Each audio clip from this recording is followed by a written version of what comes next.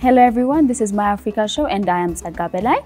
Today we have prepared this special episode about the Battle of Adwa. But before we proceed to today's subject, I would love to appreciate for all of you guys that have shared us your thoughts, your ideas on the last special episode that we have prepared on Black History Month, because that's the whole point of this show, for us to create this free platform in which we could express ourselves, express our thoughts and our outlooks on the weekly topics that we talk and beyond. So, as we know, we are now celebrating Adwa in our country. And so we have prepared a short factual narration on the Battle of Adwa. Let's watch the video and we will be back. Stay tuned.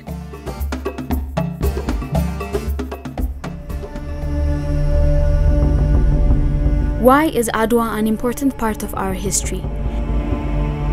What makes Adwa unforgettable and different from all the battles that we had as a nation? This and many more questions rise when we talk about Adwa. It was not only a war for independence and sovereignty, but it's a fight for the existence of our history and identity. The Battle of Adwa did not happen overnight. It was the accumulation of the small steps the Italians took towards Ethiopia. The immediate cause being the Treaty of Wuchale, which was signed on May 2, 1889, between King Menelik II and Count Petro Antonoli, representing Ethiopia and Italy respectively. The purpose of the treaty was to promote friendship and trade among the two countries. The treaty had 20 articles, which was written in Amharic and Italian version. It included points like freedom of exercising their religion in their territories, Ethiopians' right in Italy's territory, and vice versa, ways of judgment of people that committed crime, and many more. However, the treaty was translated and interpreted differently by Ethiopian and Italian. Explicitly, in Article 17, Italy imposed protectorate over Ethiopia, while Ethiopia claimed that the article allowed it international diplomacy to be conducted through Italy by choice.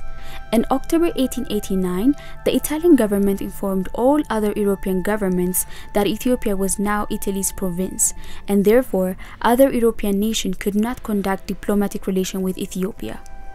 Because of this reason, when Menelik tried to contact the European countries for diplomatic relation, he was told to reach them through Italy, since Ethiopia is Italian's province. As this was new for Menelik, he tried to contact Antonoli and solve the issue diplomatically. However, the Italian government refused to make any change on the treaty, which made Menelik to reject their claim a year later and to officially denounce the entire treaty in 1893. Although the Italian government decided on military solution to force Ethiopia to stand by the Italian version of the treaty. Thus, Italy and Ethiopia came into confrontation at Adwa in March 1, 1896. In the encounter, Ethiopia had over 73,000 up to 100,000 armies, composed of farmers, peasants, rulers of different regions including Menelik and his wife Empress Taitu, outnumbering Italian troops, whereas the Italian force was primarily led by General Orsete Baratieri. During the 2 days battle, Ethiopia lost over 7,000 of her armies and 10,000 got wounded, and it costed the Italians 5,216 lives, over 1,428 soldiers got wounded, and approximately 2,500 got captured.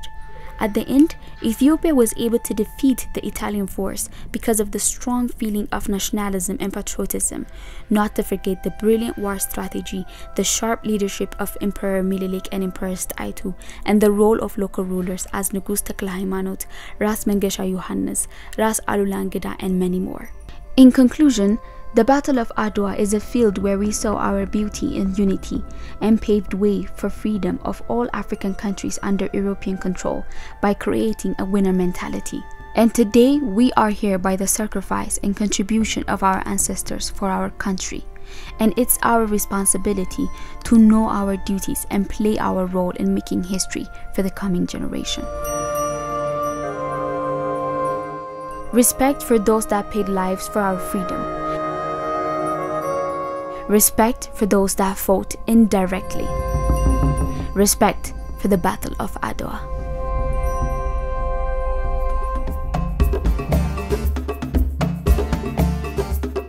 We are back from watching the video, and I truly believe you guys enjoyed it.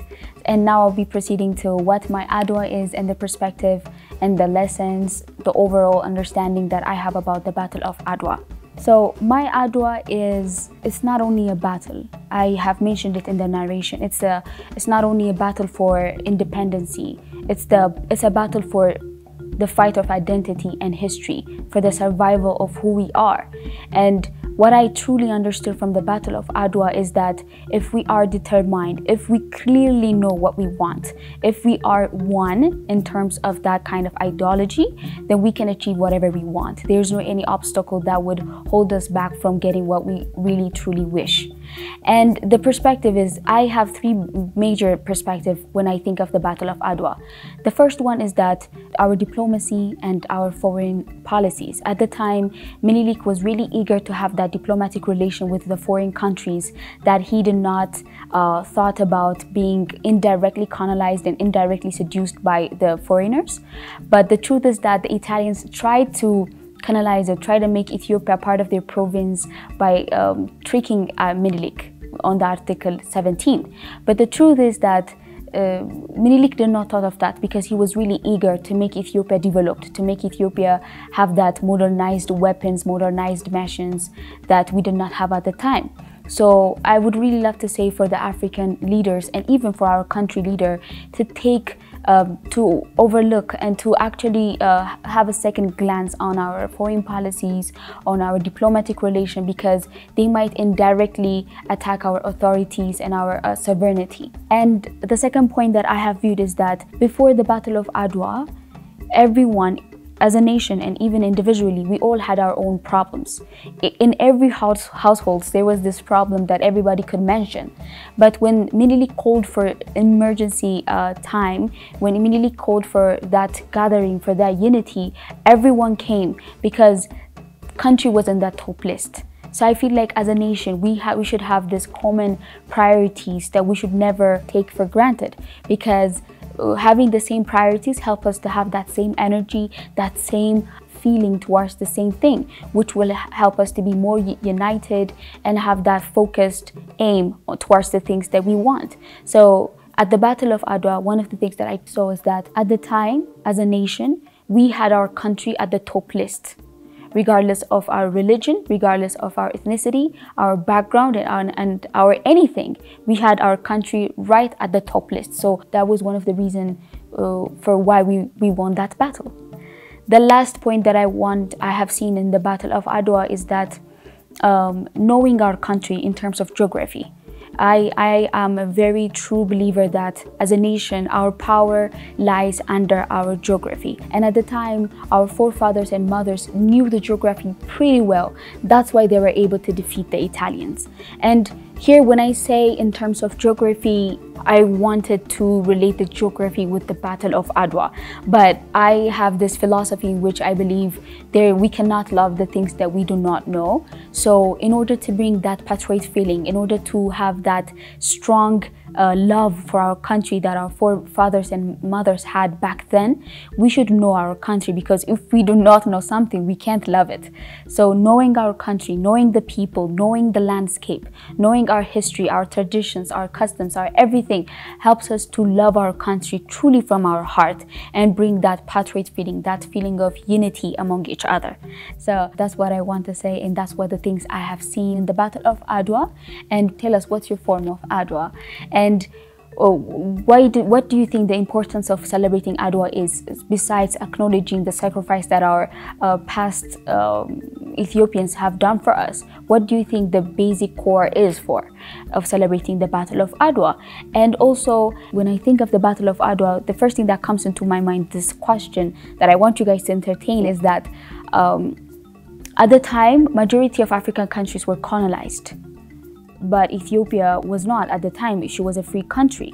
So how come that we did not have that white supremacy kind of mindset? We do not have to be colonized to have that kind of mindset. The fact that our neighborhood countries, the fact that majority of African countries were colonized were more than enough for us to have that white supremacy kind of mindset. But we did not have that kind of thoughts, that kind of thought patterns. So what do you think the reason is that we did not have that kind of patterns? Do not forget to share us that kind of ideas, and please tell us what you guys believe about the Battle of Adwa on our short SMS 6121. And till I see you guys next time, goodbye.